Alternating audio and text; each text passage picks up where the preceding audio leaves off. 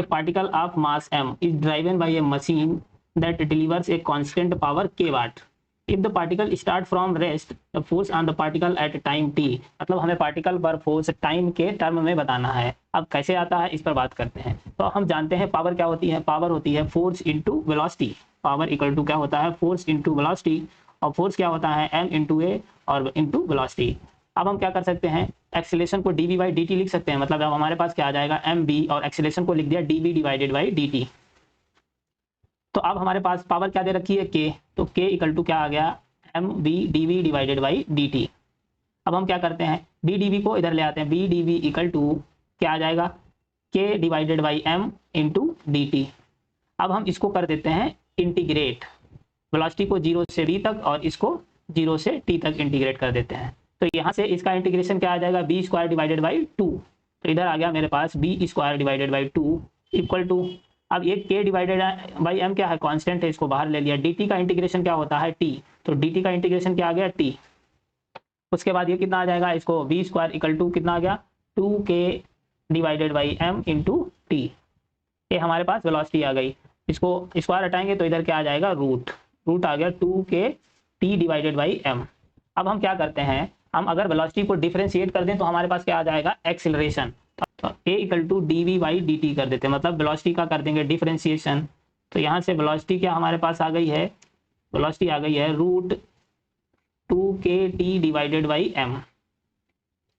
अब हम क्या करते हैं, जो टाइम को मतलब t को बाहर निकाल लेते हैं, t को बाहर निकालेंगे मतलब t की पावर कितनी हो जाएगी 1/2, मतलब t की पावर हाफ, और 2k डिवाइडेड बाई m क्या है कांस्टेंट, इसको बाहर ले लेते हैं। तो 2k डिवाइडेड बाई m इसको बाहर ले लिया। अब इसका क्या करना है, डिफरेंशिएशन कर देना है टाइम के रेस्पेक्ट में। यहाँ पर हमारे पास टाइम क्या है t की पावर 1/2, t की पावर 1/2 का डिफरेंशिएशन क्या होता है, t की पावर n हो, अगर t की पावर n है इसका डिफरेंशिएशन करना होता है हमें, तो क्या करते हैं n इंटू टी की पावर n माइनस 1। तो यहाँ पर भी वही करेंगे, यहाँ पर n क्या है पावर 1/2, तो मतलब क्या आ जाएगा 1/2 इंटू n माइनस 1, मतलब 1/2 माइनस 1। तो ये आ जाएगा मेरे पास इसका डिफरेंशिएशन। तो यहाँ से 2k डिवाइडेड बाई m, ये क्या है रूट के अंदर है, ये रूट है, तो रूट ठीक है, और इंटू हाफ, और ये कितना आ जाएगा t की पावर हाफ माइनस 1, मतलब माइनस की हाफ बचेगी। तो पावर कितनी बची, माइनस की हाफ।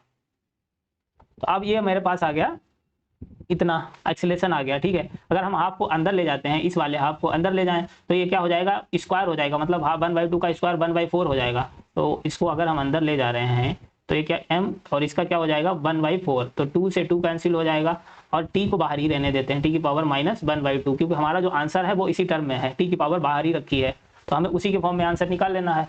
तो यहाँ से ये क्या हो गया, रूट के अंदर क्या बचा अब k divided by 2m, k divided by 2m बचा है into T half minus half. अब हम जानते हैं फोर्स इक्वल टू क्या होता है F इंटू एम ए, तो यहाँ पर बस रख देना m, और एक्सीलरेशन कितना आ गया root k divided by 2m into T की पावर माइनस 1/2। अब इस मास को अगर हम अंदर ले जाएंगे तो क्या हो जाएगा इसका स्क्वायर, तो इसका स्क्वायर हो गया, तो ये आ जाएगा km square divided by 2m, एक m से m गया कैंसिल हो, इंटू टी की पावर माइनस 1/2। तो यहाँ से हमारे पास ये क्या आ जाएगा रूट km डिवाइडेड बाई 2, और ये क्या आ गया t की पावर माइनस 1/2। तो ये आ गया मेरे पास आंसर। आप देख लो कौन सा ऑप्शन है, km मतलब m के डिवाइडेड बाई 2 इंटू टी क्या है t की पावर माइनस 1/2, मतलब फोर्थ ऑप्शन करेक्ट हो जाएगा, फोर्थ ऑप्शन करेक्ट हो गया। Okay, thank you for watching, please channel को सब्सक्राइब कर लेना।